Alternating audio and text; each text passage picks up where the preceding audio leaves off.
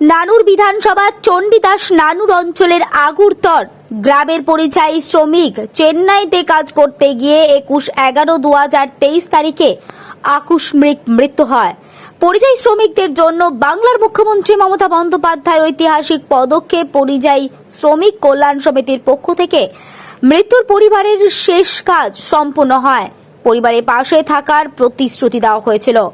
আজকে নানুর থানার আগুরতর গ্রামের বোলপুর লোকসভার সাংসদ অসিত মাল, বীরভূম জেলা পরিষদের সভাধিপতি Kajal Sheikh, joint labour commissioner, নানুর বিধানসভার বিধায়ক বিধানচন্দ্র মাঝি, বিডিও সহ প্রধান, নানুর ব্লক সভাপতি সুব্রত ভট্টাচার্য উপপ্রধানের উপস্থিতিতে বাংলার মুখ্যমন্ত্রী মাননীয়া মমতা বন্দ্যোপাধ্যায়ের নির্দেশে পরিবারের হাতে আর্থিক সাহায্য তুলে দেওয়া হয়। অসহায় পরিবারটির পাশে রাজ্য সরকারের পক্ষ থেকে সব রকম ভাবে সাহায্যের আশ্বাস দেওয়া হয়েছে। 21 নভেম্বর চেন্নাই, তারপর ওইখান থেকে আমরা বডি আনি 22 নভেম্বর। তারপর এখানে আসার বাদ লাশ আনি। তারপর আমাদের যে পঞ্চায়েত প্রধান এবং গ্রামের মেম্বার এমএলসি সবাই এসেছিলেন এবং সবাইকে অসংখ্য ধন্যবাদ যে সেদিন আমাদের পাশে দাঁড়িয়েছিলেন। এবং এই যে 75,000 টাকা, এটা ছোট রকম নয়, অনেক সুবিধা, অনেক সুযোগ হয়। তো থ্যাংক ইউ সবার, ধন্যবাদ সবাইকে। ধন্যবাদ স্যার আপনাদেরকে যে আমাদের পাশে ওইখানে রাজমিস্ত্রি কাজ করতো। হার্ট অ্যাটাকে মারা যায়। আমার নাম দুলাল শেখ। এখানে ভোলেন শেখ নামে একজন পরিযায়ী শ্রমিক, তার স্বাভাবিক কারণে তার মৃত্যু হয়েছিল।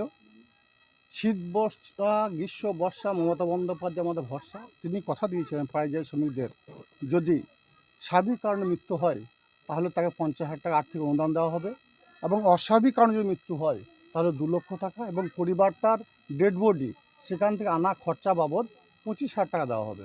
সেই হিসাবে আজকে মাননীয় মুখ্যমন্ত্রী মমতা বন্দ্যোপাধ্যায় লেবার কমিশন দপ্তরের মাধ্যম দিয়ে, আমাদের বিডিও সাহেবের হাত দিয়ে, আমাদের এমপি সাহেব থেকে শুরু করে সকলে উপস্থিত আছে।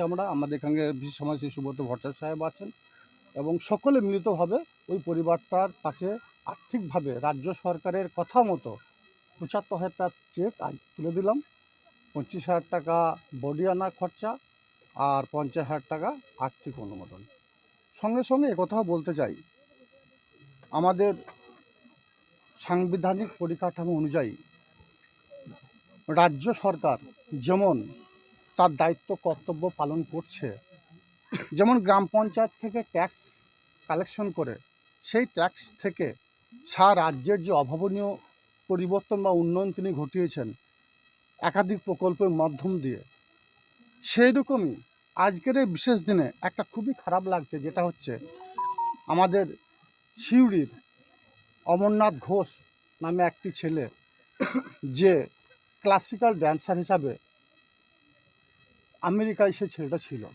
যাই হোক, কী কারণে তার মৃত্যু হয়েছে সে বিষয়ে আমি আলোচনা করতে চাইছি না, কিন্তু যেমন রাজ্য সরকার পরিযায়ী শ্রমিক, অর্থাৎ আমার রাজ্যের কোনো শ্রমিক তার পরিবারের স্বার্থে, পরিবারের উন্নয়নের স্বার্থে, পরিবারের স্বাচ্ছন্দ্যের স্বার্থে, স্বচ্ছভাবে পরিবার চলে সেই স্বার্থে অন্য রাজ্যে তারা কাজকর্ম করতে যাচ্ছে, তাদের কোনো আকস্মিক কারণে কোনো কারণবশত মৃত্যু ঘটলে তাদের পাশে যেমন রাজ্য সরকার দাঁড়াচ্ছে, তার বডিটাকে সেখান থেকে নিয়ে আসার ব্যবস্থা করছে, তাছাড়াও পরিবারের পাশে দাঁড়াচ্ছে, কিন্তু সিউড়ির সেই বাসিন্দা অমরনাথ ঘোষ তার পরিবারের সদস্যরা কাকুতি মিনতি করা সত্ত্বেও কেন্দ্র সরকার সেই পরিবারটির পাশে দাঁড়াচ্ছে না। আমাদের যেদিন অমরনাথ ঘোষের মৃত্যু সংবাদ আমরা পাই, সেই পরিবারটা বা সেই পরিবারের আত্মীয়স্বজন থেকে শুরু করে সবাই কেন্দ্রীয় সরকারকে আবেদন করেছিল যে পরিবারের বডিটাকে যেন তার পরিবারে দেওয়া হয়, অমরনাথের বডি, কিন্তু কেন্দ্র সরকার সেদিকে কর্ণপাত করে নাই। যদিও সম্মানীয় প্রধানমন্ত্রী সেদিন আমাদের রাজ্যেই ছিলেন, অমরনাথ সম্পর্কে একটা কথা বলা তো দূরের কথা, অমরনাথের বডিটা আনার ব্যাপারে কোনো রকম সদর্থক ভূমিকা নেননি। এটা আমাদের কাছে দুঃখের বিষয়। যদি এই জায়গায় আমাদের মাননীয় মুখ্যমন্ত্রী মমতা বন্দ্যোপাধ্যায় থাকতেন, তাহলে হয়তো বীরভূমবাসী হিসাবে, সিউড়িবাসী হিসাবে, রবীন্দ্রপল্লীর বাসিন্দা ওই অমরনাথের বডিটাও হয়তো আমরা দেখতে পেতাম। কয়েক সেকেন্ডের বা কয়েক মুহূর্তের জন্য। আমাদের সঙ্গে থাকার জন্য ধন্যবাদ।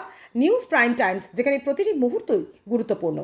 সঙ্গে থাকুন এবং দেখতে থাকুন নিউজ প্রাইম টাইমস।